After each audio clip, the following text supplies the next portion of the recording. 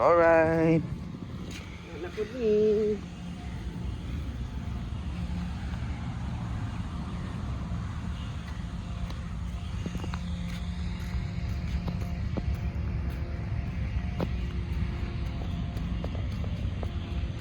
Guys, hike na po ning mama. Kay ito inita, ang yapon lagi. Bita, Alas 8 pa diri guys. Oh. Alas 8:20. buti pa ngayon kasi medyo kuan pa. Hangin. Oo, hindi pa masyadong masakit yung kuan. Buti na lang ngayon guys, hindi ako masyado pagod. Kasi wala pa akong part-time ngayon. So, still beauty lang guys. Yung tama to oras ang uli, sir. Diretso na to, trabaho. Dili, uulit to ini kuan. Ano pa niyo? Dito sa dito mo pa kami eh. I will come back in the before lunch.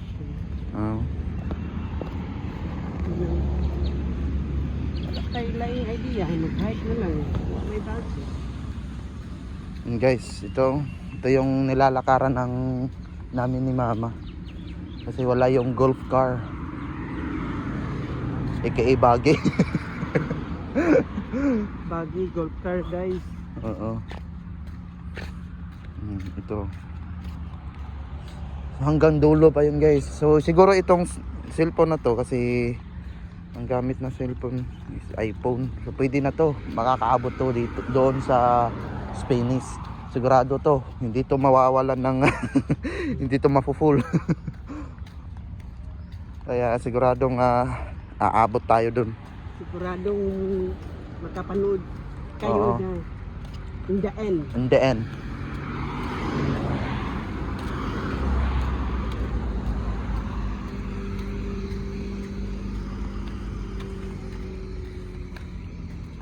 Ito lang yung kuha namin, routine.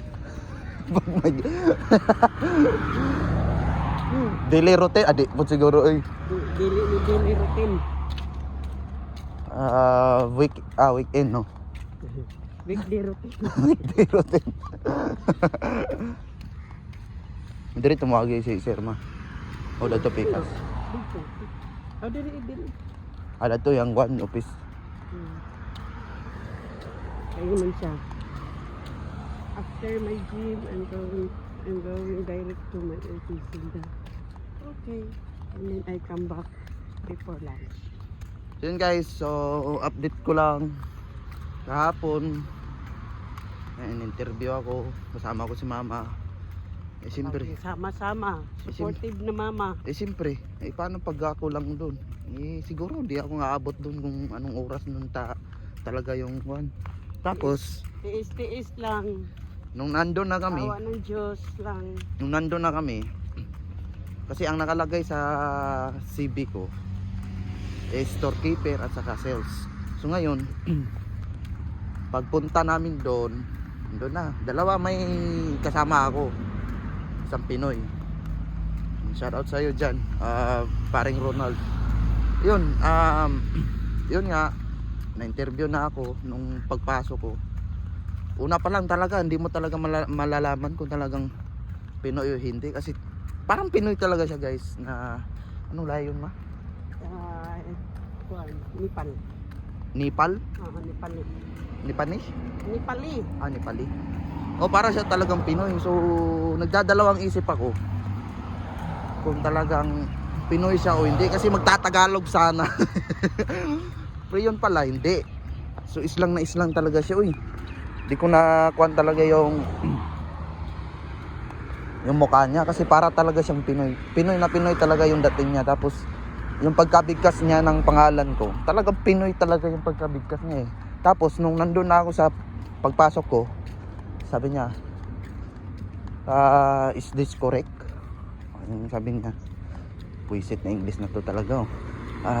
Sabi niya ano to, kung tama ba daw yung pagkabigkas niya. Sabi ko, yes sir, tama naman po. Pero English yung sagot ko hindi Tagalog So ngayon, in-interview na ako. Ay, kiki. Oh, na. So ayun, may in-interview na ako. So nung pag-interview ko, wala na, andun talaga yung medyo Kaba. kinabahan. Oo, pero Hindi na. ang inisip ko talaga is yung pagbigkas ko.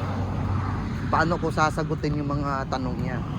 Yan talaga yung ano ko. Tapos ngayon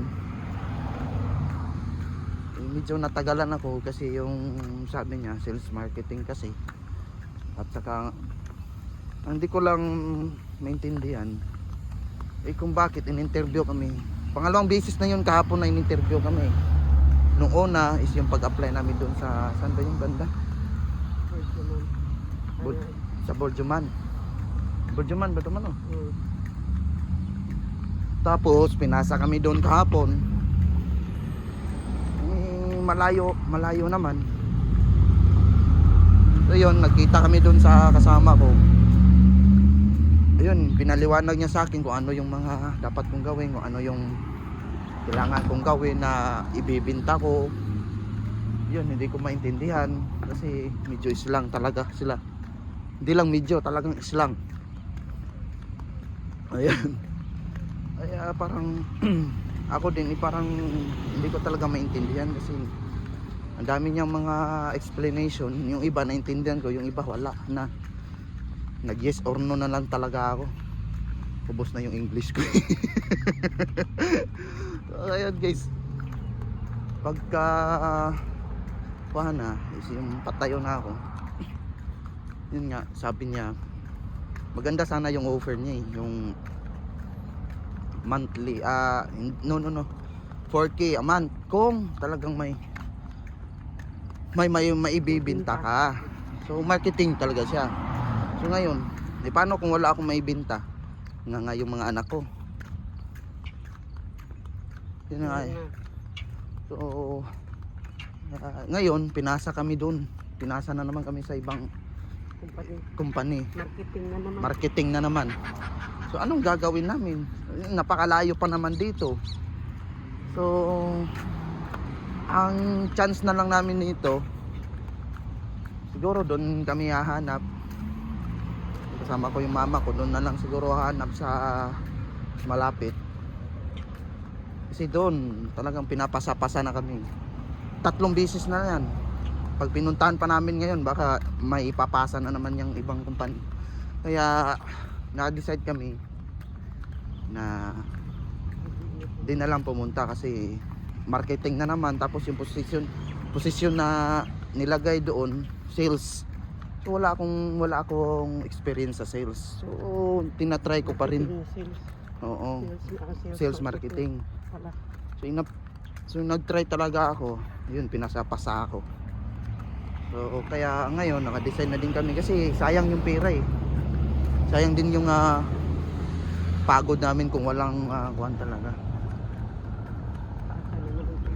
Pasa na naman sa iba. So ngayon, great offer guys. So may idea yung amo ng mama ko. Kung ito man lang is talagang may kukuha sa akin, sideline lang kahit papaano, grab ko na yan. Siyempre hindi na kailangan mag-bio DI, hindi na kailangan mag CV, hindi na kailangan may interview. Siguro i-interviewin ka lang kung ano yung kuhan, pero wala na, at least kilala nila yung taong andun sa community. Bakit ganito ganyan?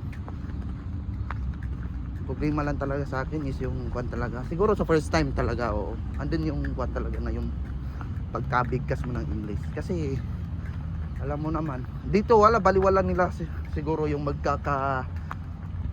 kuhan yung English mo, kung ano yung masasabi mo. Pero dyan sa Pinas, isang mali mo lang maritis ka na agad. Kahit gaano ka pa kabait tumulong, isang mali mo lang, wala na, sira na agad, ikaw na yung masama. Ay, hirap. Guys, pawis guys. Ka nagtawil eh. Maugang na to.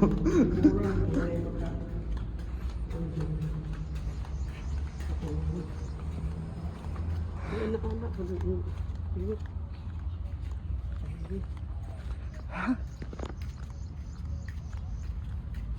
Guys, buhay OFW guys, buhay sa pobre or buhay sa mayaman ba to?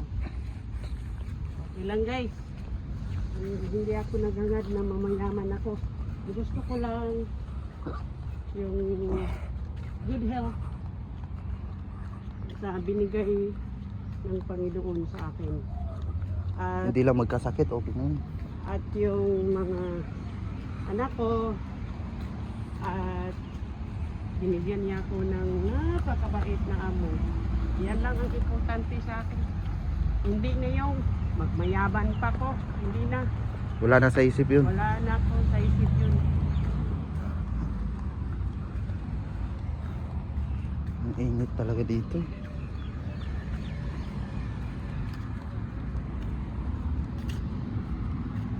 Inisip ko guys, ang hiningi ko sa Panginoon guys, na makapasok yung anak ko, si Brian, at yung anak kong babae, si Mimi, na makatapos ng school. Yan lang. Happy na ako. Mag-retire na din ako guys. Sabi pa ni Sir. Mapunta na naman ako doon sa Pinas at mag-alaga ng apo. Hindi pa rin nag-retire. Sabi pa ni Sir, 10 years na lang. Sabi ng amo ko, 10 years from now, Wildas will retire. So you can take care of your mom. Tingnan mo yung mabait ng amo ko. Bait ng amo niya talaga guys. Tara na ata. Siya na nga ang pinakabait na amo sa buong mundo. Sa buong naranasan ko dito sa Dubai. Talaga siya. Pinipray ko siya na good health eh. Siya pa nga yung nagsabi na ayaw kanyang pa-retirein eh. Sabi ng amo ko, huwag kang mag-retire dyan. Hindi, pwede naman sir. Kasi hindi naman hindi ka makareceive yung visa pag 60. Sabi niya 65 hanggang 65 daw. Ah, 65? O ba? Ay, okay. Dito na kami sa Space. Ang lamig guys. Sobrang lamig guys. Ang lamig pero yung katawan namin tumatagas yung pawis. Ano na, flowers. Ano guys. Yung mga speedy, prutas guys. Tingnan yung mga Prutas guys, din. oh. Yan, dyan kami. So mamaya ulit.